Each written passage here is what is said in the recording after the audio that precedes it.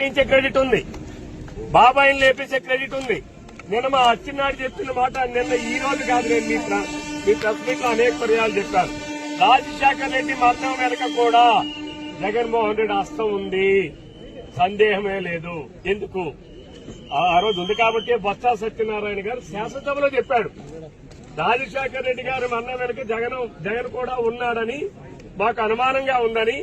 ప్రభుత్వంలో ఆ రోజు పీసీసీ అధ్యక్షుడిగా ఉన్నటువంటి బొత్స సత్యనారాయణ గారు శాసనసభలో చెప్పాడు, ఆన్ రికార్డ్. ఆ రోజు జగన్మోహన్ రెడ్డి ఏమన్నాడు, సిబిఐ ఎంక్వైరీ కావాలన్నాడు, కాంగ్రెస్ పార్టీ చేయించిందన్నాడు, తెలంగాణ హాస్టల్ పెట్టారు. మరి నేను అడుగుతా ఉన్నా జగన్మోహన్ రెడ్డికి, నువ్వు అధికారంలో పెట్టావు, 5 సంవత్సరాలు పరిపాలన చేశావు, నువ్వెందుకు సిబిఐ ఎంక్వైరీ చేయాలి? నీ తండ్రి కోసం ఏదైనా మాట్లాడావా? ఏ రిలయన్స్ ఆస్తుల్లో ఆ రిలయన్స్ వాడికే నువ్వు రాజ్యసభ ఎంపీ పదవి ఇచ్చావు అంటే దాని అర్థం ఏంటి? ఇందులో కుట్రలేదు.